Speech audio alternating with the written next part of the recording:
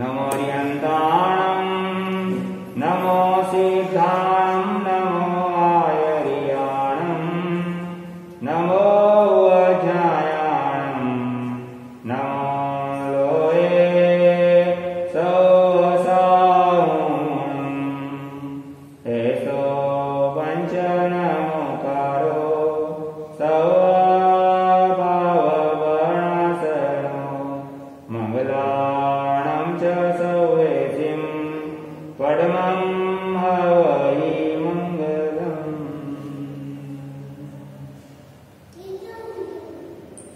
अनंतानंतकारी अज्ञान का तीन ज्ञान का प्रकाश देने वाले पूज्य परमोपकारी पूज्य गुरुदेव सुदेव सुगुरु सुधर्म को वंदन से विनय से वंदन नमस्कार करने के पश्चात वंदो जी मामले करने जाती थाना चित्र में भगवान से पूछा गया कि किनका उपकार चुकाना कठिन है, तो भगवान ने कहा कि 3 जनों का उपकार चुकाना कठिन है, माता पिता गुरु और नंबर 3 में मालिक। पिताजी ने बेटे से पूछा, बेटा तेरी सगी मां तो मर गई और अब ये आई है सौतेली मां, दोनों में तेरे को क्या अंतर नजर आता है, क्या फर्क नजर आता है? तो बेटा बोला मेरी सगी मां झूठ बोलती है और सौतेली मां सच बोलती है। पिताजी को आश्चर्य हुआ, ये कैसे उल्टी गंगा, सगी को गलत बता रहा है और सौतेली को अच्छी बता रहा है। भाई तूने ऐसा क्या देखा? बोले पिताजी सगी मां जब मैं मस्ती करता था तो गुस्से में बोलती थी आज दिन भर भोजन नहीं मिलेगा, और पिताजी घंटे 2 घंटे बाद आती और कहती बेटा मस्ती मत करना, चल अब खा ले। कहती दिन भर का, देती आप घंटे 2 घंटे। और ये सौतेली मां जब मैं मस्ती करता हूं तो कहती आज दिन भर भोजन नहीं मिलेगा, तो पिताजी सही में दिन भर भोजन नहीं मिलेगा। ये सच बोलती है, सगी मां झूठ बोलती है। माता पिता पूत कपूत हो सकता है पर माता कभी कुमाता नहीं हो सकती। मां का प्यार हमेशा बेटे की तरफ ज्यादा रहता है और पिता का प्यार बेटी की तरफ हमेशा ज्यादा रहता है। लोग जीते जी तो माता पिता की सेवा नहीं करते और मरने के बाद माता पिता की क्या करते हैं? सेवा करते हैं। हो सकती मरने के बाद। जीते जी तो माता पिता को कोई पानी का नहीं पूछा और मरने के बाद पूज्य पिताजी की स्मृति में प्याऊ पिला दिया। जीते जी माता पिता कोई भोजन का नहीं पूछा और मरने के बाद पूरे गांव को जीता। बोलो मिठाई कब खिलाई जाती? खुशी होती है तब कि दुख होता है तब? खुशी होती है तब खिलाए। परीक्षा में पास हो जाओ, कोई घर में अच्छा काम हो जाए, माँ बाप मर गए तो बोलो खुशी का काम है कि दुख का काम है? उस समय आप मिठाई खिलाते हो, ये उचित है क्या? ये उचित नहीं। माता पिता जब तक जीवित थे तब तक फल फ्रूट का नहीं पूछा और मरने के बाद अस्पताल में पूज्य पिताजी की स्मृति में फल वितरण। काय के लिए? दैनिक भास्कर नई दुनिया के लिए, नाम के लिए। माता पिता जीवित थे तब तक कपड़े का नहीं पूछा, अब मरने के बाद ऊंची से ऊंची साल उड़ा रहे। कोई व्यक्ति मर जाता है तब उसका तीसरे दिन क्या करते हैं? उठावना। उठावना क्यों करते हैं? उठावना क्यों करते हैं? 3 दिन बाद सारा काम चालू हो जाता है। हाँ, जब तक शोक निवारण नहीं होता है तब तक दुकान नहीं खोल सकते। मरने वाला तो मर गया, 12 दिन दुकान कौन बंद रखेगा? इसलिए बीच में एक ब्रेक ले लेते हैं कि थोड़े बहुत लोग इकट्ठा किया, शोक निवारण किया, उन्हीं घर वालों को मेहमानों को ले गए, शटर उचित की और उस दिन से दुकान क्या हो जाती है? उठावना कैसे किया जाता है? कैसे किया जाता है? क्या करते उठाने में? मंदिर जाते हैं, हानक जाते हैं। पर मेरे को जहां तक यहाँ है कि उठावने में लोग घर के सामने टेंट लगाते हैं, टेंट में बिछाया करते हैं और एक कोने में तस्वीर नहीं रखते, पहले कुर्सी रखते हैं। हाँ, चेयर लगाते हैं। और चेयर के ऊपर क्या करते हैं? चद्दर बिछाते हैं। और चद्दर बिछाने के बाद में क्या लगाते हैं? तस्वीर, और तस्वीर के ऊपर माला। और तस्वीर के बाहर दीपक, अगरबत्ती, कपड़े सफेद, गले में दुपट्टा, दोनों घुटने नीचे करके, और इतनी बढ़िया हाथ जोड़ते माता पिता के, इतनी बढ़िया नाटक करते हैं कि सबसे लाडला और सबसे अच्छा मैं ही इनका पुत्र हूं। पर उसी समय माता पिता की यदि आत्मा जिंदी हो जाए तो गला पकड़ के 2 झापड़ मार। नालायक जीवन भर तो परेशान किया और अब लोगों के सामने नाटक करने लगे। बंधुओं, आपने हनुमान जी की तस्वीर देखी हो, किस रंग की होती है? सिंदूरी रंग की। सारे देवी देवताओं को तो तिलक लगाना हो तो यहां लगाते हैं, पूजना हो तो यहां पूजते हैं, पर हनुमान जी को पूजने वाला ऊपर से नीचे तक क्या करता है? सिंदूर। क्यों लगाता है? हनुमान जी ब्रह्मचारी, उनको कोई लेडीज टच नहीं करता। और एक बार हनुमान जी माता सीता के दर्शन करने गए और सीता माता नहा धो के आई हुई थी और मांग में सिंदूर भर गई। हनुमान जी को आश्चर्य हुआ, नहाने धोने का मतलब क्या निकला? और जब माथा खराब ही करना था नहाए क्यों? माता क्यों खराब कर रही हो? बोले हनुमान ऐसा नहीं बोलते, माता इससे होता क्या है? बोले मांग में सिंदूर भरने से पति की उम्र क्या हो जाती है? बढ़ जाती है। हनुमान जी को तो उम्र बढ़ाने का फार्मूला मिल गया। भगवान राम तो माता जानकी के सिर्फ पति हैं और मेरे तो सब कुछ वही है। बोले इतने सिंदूर से कितनी उम्र बढ़ेगी? सीधे गोडाउन में घुसे, सिंदूर की बोरी खोली और ऊपर से नीचे तक सिंदूर चिपड़ लिया और राजसभा को। हनुमान कहीं गिर गए क्या? अरे प्रभु आप तो अंतर्यामी, सब जानते हो क्या हुआ? मुझे कुछ नहीं पता। बोले भगवान आज मैं गया और माता मांग में सिंदूर भर रही थी और बताया कि मांग में सिंदूर भरने से उम्र क्या हो जाती है? बढ़ जाती है। तो भगवान उनके तो पति है, मेरा सब कुछ। इतने से सिंदूर से कितनी उम्र बढ़ेगी? मैंने मेरे पूरे शरीर पर सिंदूर चिपड़ लिया, मेरे भगवान को अमर कर दिया, आप मरोगे ही नहीं कर दिया। कहते हैं भगवान राम की आंखों में आंसू आ गए, गला उरुद्ध हो गया और उन्होंने आशीर्वाद दिया कि सारे देवताओं को लोग यूं पूजेंगे पर तेरे को ऊपर से नीचे तक क्या करेंगे? सिंदूर लगा के पूजेंगे, तभी से लोग इस ढंग से पूजन करते हैं। कितनी वास्तविकता इस घटना की कि जो व्यक्ति सेवा करता है उसको मेवा मिलता है। आप देख लो, राम के साथ में सीता, लक्ष्मण साथ में गए, भरत शत्रुघ्न नहीं गए। तो कहीं भी मंदिर में आपको किसके फोटो दिखेंगे राम के साथ?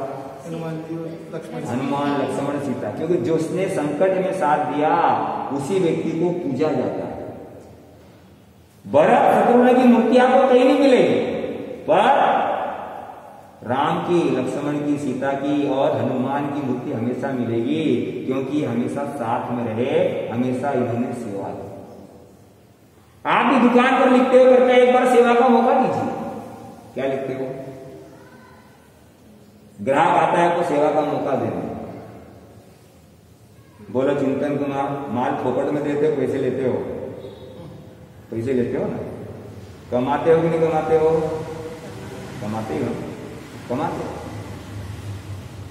संसार में भी लिखते सेवा का मौका दीजिए और सेवा करते हो तो लाभ होता है। तो भगवान ने जिस ढंग से माता पिता, गुरु और मालिक की सेवा करने का कहा, वैसी सेवा करें तो जरूर हमको फायदा ही फायदा होगा।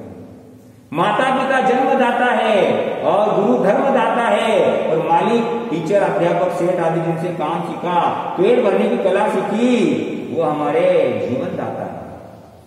भगवान से गौतम स्वामी ने पूछा कि मैं मेरे माता पिता को सतपाक तेल सरसपाक तेल से मालिश करूं, काजू बदाम खिलाऊं, जिंदगी भर कमर में उठा के रखूं, उनके कर्जे से मुक्त हो जाऊंगा। भगवान बोले ऐसा कभी नहीं हो सकता। भगवान बोले कर्ज मुक्त कैसे बनेंगे? तो उत्तर दिया गया, क्या उत्तर दिया? क्या उत्तर दिया? कि माता पिता को धर्म के मार्ग में लगा देने वाला व्यक्ति ही उनके कर्ज से मुक्त हो सकता है। हम सोचते माता पिता को खिला देंगे कर्ज मुक्त हो जाएंगे, हम सोचते माता पिता के हाथ पांव दबा देंगे कर्ज मुक्त हो जाएंगे, पर भगवान ने उसको सेवा पाई। माता पिता के पास इतना धन है कि जीवन भर काजू बादाम खाए तो कभी खत्म नहीं होगा। माता पिता के पास इतना धन है कि वो 10 नौकर रखे तो 24 घंटे पांव दबा सकते हैं। और आप लोगों को तो पांव दबाने के लिए बोले माता पिता दादा दादी तो 10 मिनट दबाओगे और उसमें भी 10 बार पूछ लोगे बस बस बस। भगवान कहते हैं खिलाना पिलाना और सेवा करना ये तो सामान्य सेवा है, पर धर्म के मार्ग में जिस लगा दिया तो वो सच्ची सेवा है। आप लोग दर्शन यात्रा पे जाते हो, बूढ़े माँ बाप को घर रख जाते हो, क्या आपसे चढ़ाएगा नहीं उतराएगा नहीं, वहां क्या करो? भगवान से उल्टे चल रहे। भगवान के माता पिता को धर्म कराओ और आप उनको घर का चौकीदार बना के चले जाते हो। जब तक माता पिता की आज्ञा में नहीं रहेंगे उनका आशीर्वाद नहीं मिलेगा। घर में तरह तरह के फोटो उनके हाथ जोड़कर के आप जा रहे हो दुकान पर घर में जीवित देवी देवता बेटे माता पिता उनके तो आप आशीर्वाद ही नहीं ले रहे हो। इसीलिए दुकान आपकी चलेगी कि नहीं चलेगी? जिंदे देवी देवता घर के अंदर जो हमें आशीर्वाद देते हैं, माता पिता कभी गलत आशीर्वाद नहीं देते। बेटा कैसा भी हो पर माता पिता हमेशा अच्छा ही आशीर्वाद। जब माता पिता घर में होते हैं तो कई तरह की चीजें दब जाती है, जब माता पिता नहीं होते हैं तब पता चलता है कि माता पिता का कितना सपोर्ट था। जब माता पिता होते हैं कोई लाख रुपया उधार मांगने आए तो आपको तो पापा मना कर दो, टेंशन फ्री, सब जिम्मेदारी किसके पास देगी। और जब माता पिता मर जाते हैं तब तो लाख रुपया मांगने आए समस्या खड़ी हो जाती है। यदि दे देंगे तो डूब जाएंगे और नहीं देंगे तो संबंध क्या हो जाएंगे? खराब हो जाएंगे। अर्थात ये माता पिता हमारे लिए ढाल का काम करते हैं, ये माता पिता हमारे लिए छत्र का काम करते हैं, हमको सुरक्षित कर देते हैं। राम और सीता में एक बार झगड़ा चल रहा था, झगड़ा तो क्या बहस चल रही थी। राम कह रहे थे मैं बड़ा और कौन? सीता कह रही थी मैं बड़ी। बात कोड बोल रही चल रही। राम बोले वृक्ष बड़ा, सीता बोले लता बड़ी, बेल बड़ी, लता बड़ी, लता बड़ी वृक्ष बड़ा, लता बड़ी वृक्ष बड़ा। इतने में लक्ष्मण आ गए, भैया क्या हो रहा है? अरे कुछ नहीं, हमारी थोड़ी चर्चा चल रही है, मैं कह रहा हूं वृक्ष बड़ा और तुम्हारी माता कह रही है लता बड़ी बेल बड़ी। कौन बड़ा? जड़। कौन बड़ा, वृक्ष है कि लता? लता बड़ा। पर लक्ष्मण बोला भैया तुम्हारा पति पत्नी का आपसी मामला निपट लेते आपस में, मेरे को काहे को जज बना रहे हो? फिर भी मेरे को जज बना दिया तो भैया मैं आपको निर्णय देता हूं कि न तो वृक्ष बड़ा न लता बड़ी, पर उनकी छांव में बैठने वाला बड़ा। मतलब कौन? मैं तुम्हारे छांव में बैठा हूं, मैं बड़ा हूं। वास्तव में होता कि छोटा बेटा माता पिता के साथ में है और बड़ा बेटा अलग हो गया। अब लोग बड़ा घर किसको बोलते हैं? जहां माता पिता रह रहे हैं उस घर को बड़ा। कहां जाना? बड़ा घर। कहां जाना? बड़ा घर। अब बाद में माता पिता मर भी जाए तो भी उस घर को क्या बोला जाता है? बड़ा घर ही बोला जाता है। अर्थात अलग होने से कोई व्यक्ति बड़ा नहीं बनता है, बड़ों के साथ रहने से ही व्यक्ति क्या बनता है? बड़ा बनता है।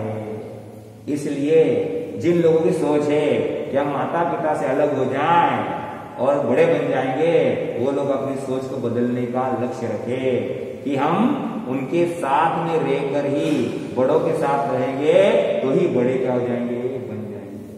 आज हनुमान लक्ष्मण राम के साथ रहे तो बड़ों के साथ रहने पे वो क्या बन गए? बड़े बन गए। कृष्ण के साथ में अर्जुन रहे तो वो क्या हो गए? बड़े बन गए। इसलिए बड़ों के साथ रहने पर बड़े बन जाते हैं। घटना छोटी सी, पति पत्नी को संतान भी छोटी, दोनों विचार कर रहे हैं क्या ये तो बालक छोटा है, पर भविष्य में इसको क्या बनाना, क्या बनाना, क्या बनाना। पत्नी बोली आपको जो लगे बनाओ। पति बोला अपने गांव में डॉक्टर की बहुत तकलीफ है, तो अपन इसको क्या बनाएंगे, क्या बनाएंगे, डॉक्टर बनाएंगे। जैसा सोचते हैं वैसा होता नहीं, जैसा होता है वैसा रहता नहीं, और जो रहता है मन को भाता नहीं। अच्छा नहीं। एक दिन अचानक अटैक आया और पति रवाना हो गए। 22 साल की पत्नी विचार कर रही है कि मेरे पति का सपना था कि बेटे को डॉक्टर बनाना, और मेरी जवानी 22 साल की उम्र, मैं दोबारा शादी करूं तो बच्चे का कैरियर बन नहीं पाए, क्योंकि आजकल सबको कैरियर बनाने की क्या ज्यादा चिंता है। कंपनी ने चपरासी को साइकिल दे दी, खुश हो गया, घर गया, पत्नी ने कहा इतनी बड़ी साइकिल दी तो कंपनी को बोलो 200-400 रुपए का कैरियर भी डलवा दे। कंपनी के पास गया, सारे कैरियर भी डलवाई दिया। कंपनी ने साइकिल रख ली, दूसरे दिन इसमें कैरियर डलवा दिया। शाम को वो चपरासी साइकिल लेके घर गया कि देख पत्नी मेरी कितनी बड़ी चलती है, वहां पर मैंने बोला मेरे कैरियर मिल गया। पत्नी का बहुत बढ़िया आवाज दी, बाहर आई, देखा कैरियर लगा हुआ है, और उसे बैठा हुआ था चपरासी। जैसे नीचे उतरा और क्या करने लगा, स्टैंड लगा, तो देखा स्टैंड है ही, कल स्टैंड था तो कैरियर नहीं था, आज कैरियर में स्टैंड नहीं। गया कंपनी के पास, आपने ये क्या किया, कल स्टैंड था कैरियर नहीं, आज कैरियर स्टैंड नहीं। कंपनी ने जवाब दिया कि जिस व्यक्ति को कैरियर बनाना है वो स्टैंड नहीं होता है, और जो स्टैंड हो जाता है उस व्यक्ति का कभी कैरियर नहीं बनता है। पत्नी विचार कर रही क्या करूं, आखिरकार विचार क्या है, शादी ब्याह के काम तो जीवन में अनेकों बार कर लिए, पिछले जन्मों में अनेकों बार कर लिए, इस बार तो सपना साकार करने का और कर्तव्य निभाने का मौका है।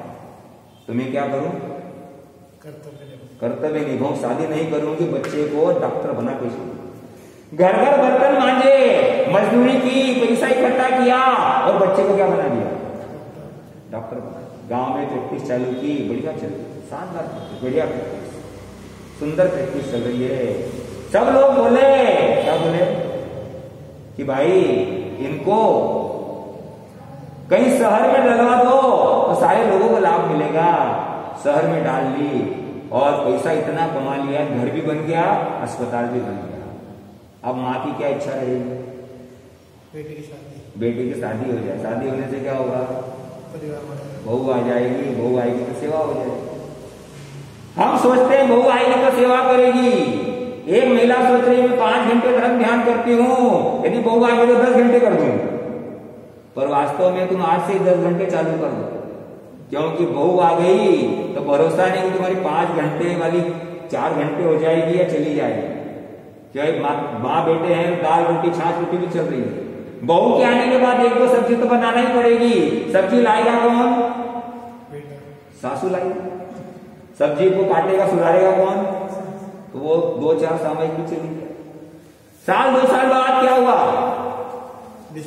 हाँ बच्चा आ गया, बच्चे को संभालेगा कौन, दादी संभालेगी।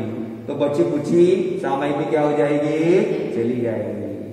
इसलिए कई बार तो बहुएं ऐसी आती है। मैंने एक बार एक शेर पढ़ा कि हम तो बेटी बना करके लाए थे उसे, हम तो बेटी बना करके लाए थे उसे, पर हमें क्या पता कि हमारा बेटा ही दबा के बैठ जाएगा।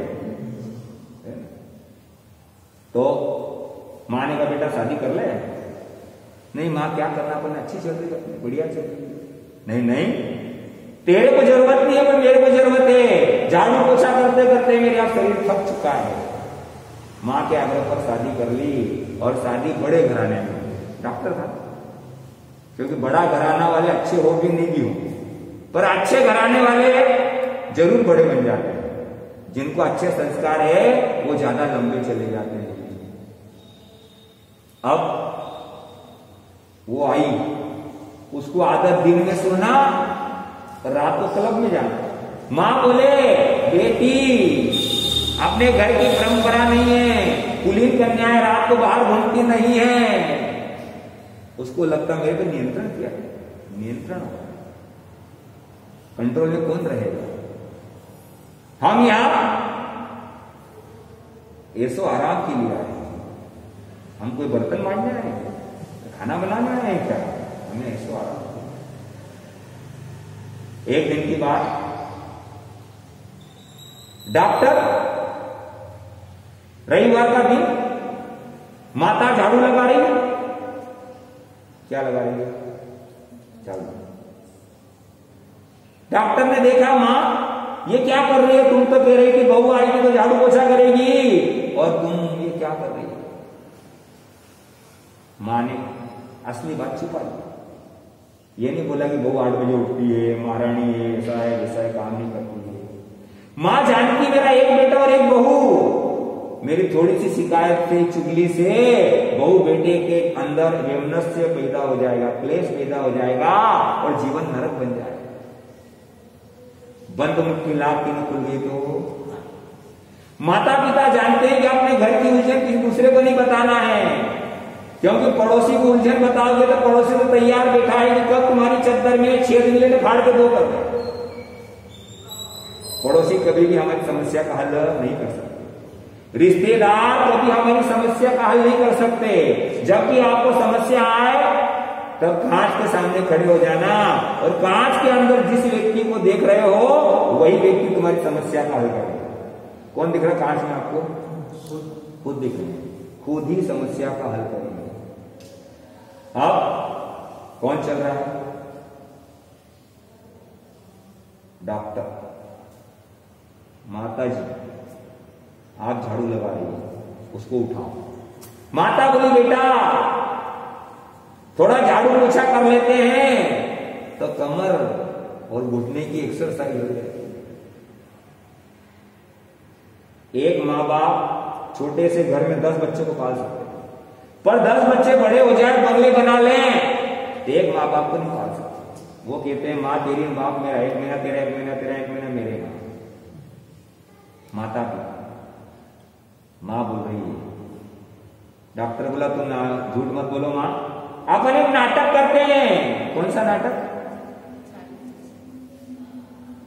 तुम कहना मैं लगाऊं झाड़ू, मैं को मैं लगाऊं, जोर से बोलना, आवाज पहुंच जाना चाहिए कहां तक, कमरे में जोर जोर से बोलने लगे, मैं लगाऊं मैं लगाऊं।